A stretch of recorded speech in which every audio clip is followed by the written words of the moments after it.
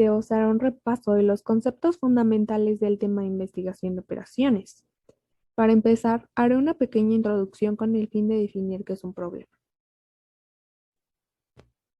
¿Por qué tenemos que decidir algo? Porque tenemos un problema con infinitas posibilidades de acción.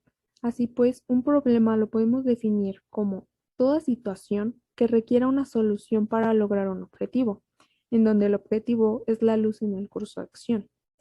Sin embargo, vamos a requerir de algo más. ¿De qué depende el logro de lo de los objetivos? Estos se encuentran en la descripción de la situación o la narrativa del problema. La naturaleza de los problemas que enfrenta la organización es la asignación de recursos que son escasos. La organización tiene límites estructurales como capacidad de producción, recursos financieros, humanos, entre otros. Pero al mismo tiempo, el medio de estos límites estructurales tiene metas que cumplir a través de producir, distribuir, dar servicio, etc. Entonces, todos los problemas de la organización tienen inmersa una pregunta. ¿Cuál es la mejor decisión entre lo que puedo y lo que necesito? ¿Qué sé que tengo, que puedo, que quiero? Es lo que se debe de contestar para el logro de los objetivos. Todo inicia entonces con identificar dentro de la narrativa variables de decisión, restricciones, objetivo. Ahora bien, para dar certidumbre en la toma de decisiones, lo que se busca va a estar representado por números, datos numéricos. Es decir, la decisión siempre tendrá una representación numérica y el objetivo deberá llegar a expresarse en un número o números. Veamos los elementos. Restricciones.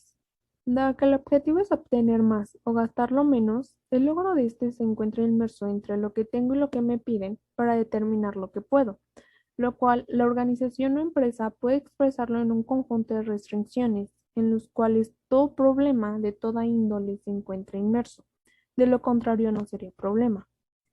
De tal manera que las restricciones van a reducir el margen entre el cual se encuentran los valores buscados. X sigue siguiendo el ejemplo. Pueden ser de tres tipos: requerimientos, limitaciones e igualdades. Metafóricamente se va a ejemplificar estos tres tipos de restricciones con una fábrica. Y así pues vamos a poder decir que los requerimientos es nuestro piso o nuestra base y nos dice, por lo menos necesito producir 10 pantalones y 20 camisas, no menos esta cantidad. Es esta cantidad o mayor si es que se puede, y se representará por un mayor igual. Las limitaciones se puede decir que es el techo de la fábrica y es el límite que nos dice, a lo más puedo disponer de tal o cual recursos para producir. Es esta cantidad o menor a esta cantidad y se representará por un menor o igual. Y la igualdad nos marca que debe ser exactamente un igual. Necesito una magnitud igual a.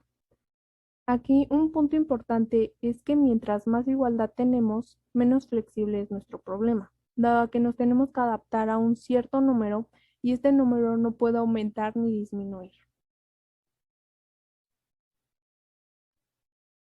Ahora bien, con los elementos anteriores, es decir, las variables de decisión y las restricciones, vamos a plasmar elementos fundamentales del problema, lo que se debe determinar en dichas variables como X y Y, pero que además dichos valores están inmersos en rangos dados por límites, requerimientos e igualdades. Ahora bien, podríamos obtener ya ciertos valores que se les llamarán solución factible, y serán todos aquellos valores encontrados que satisfacen las restricciones. Dicho de otra manera, los valores encontrados para las variables son factibles porque cumplen con todas las restricciones. Por ejemplo, regresemos a la fábrica. Solo se puede tomar un valor mayor o igual a 4 e igual o menor a 15. La solución factible se encuentra dentro del rango de 4 a 15 porque cumplen con todas las restricciones. Sin embargo, en un problema real existiría un número de restricciones mayores que circunscriben el rango en el cual se encuentra la solución para 2, 4, 10 o 20 variables de decisión. Por tanto, tenemos que identificar cuáles podrían ser los mejores valores que hagan de la solución factible una solución óptima.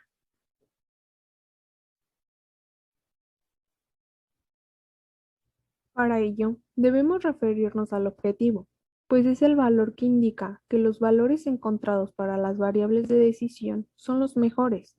No solo son factibles o viables en función de lo que puedo, sino que arrojan además el mejor resultado.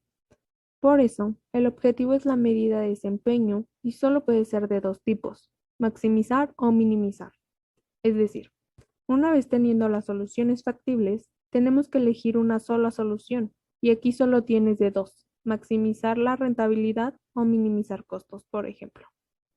Se dice que es una medida de desempeño porque va a permitir identificar cuál es el mejor si vas a maximizar, vas a la escala más alta, o a la más baja si se está minimizando. Aquí, el valor óptimo es entonces un número vinculado al mayor beneficio, lo que quiero dentro de lo que puedo o puede la empresa. De esta manera, la solución óptima vinculada al valor óptimo es aquella que está atendiendo a las restricciones y el objetivo. Y el valor óptimo es el mayor beneficio, ya sea maximizando o minimizando.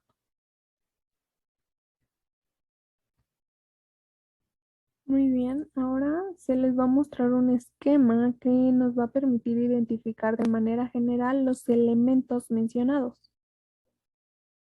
Muy bien. Recordemos que vamos a tener un problema que será la asignación de recursos escasos y toda empresa tiene este tipo.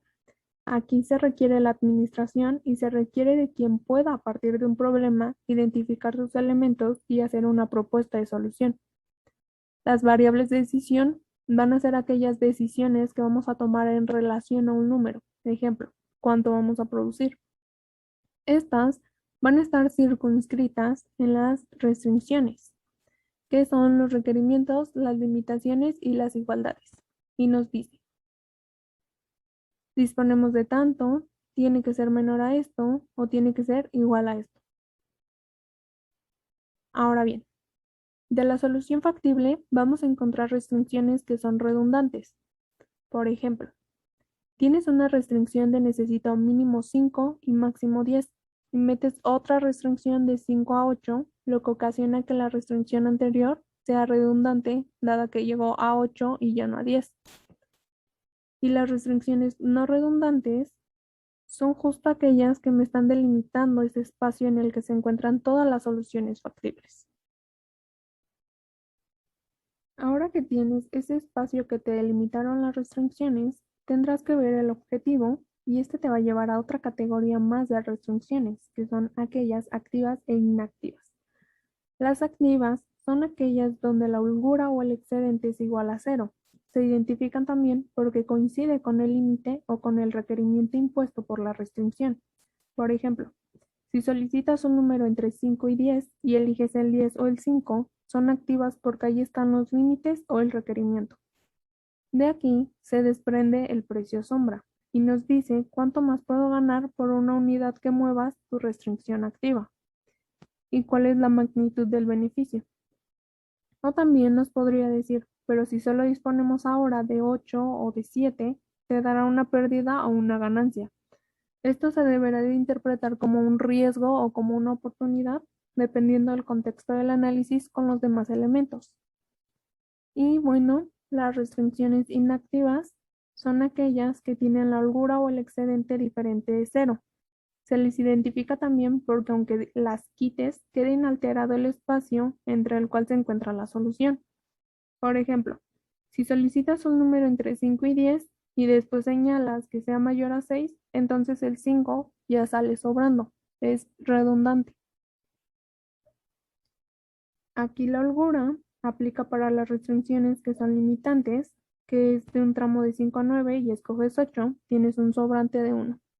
Y el excedente aplica para las restricciones que son requerimientos. Se habla de un mínimo. Por ejemplo, dame 5, pero recibo 7 y tengo un excedente de 2. Muy bien, ahora nuestra función objetivo, recordemos que es nuestra medida de desempeño porque nos va a permitir identificar cuál es lo mejor. De aquí se desprende el valor óptimo y solución óptima. Posteriormente, de la misma, de la función objetivo, nos lleva al análisis de sensibilidad que nos va a permitir identificar tanto los riesgos como las oportunidades. Todos los elementos mencionados nos permiten construir un mejor escenario. Sin embargo, hay diversos factores que podrían como que afectar a la cifra ya seleccionada, que en este caso es como nuestra solución óptima, ¿no? Entonces, ¿qué pasa si se descompone una máquina para producir? O se perdió el material para la elaboración del producto o renunció el personal encargado de la elaboración del producto.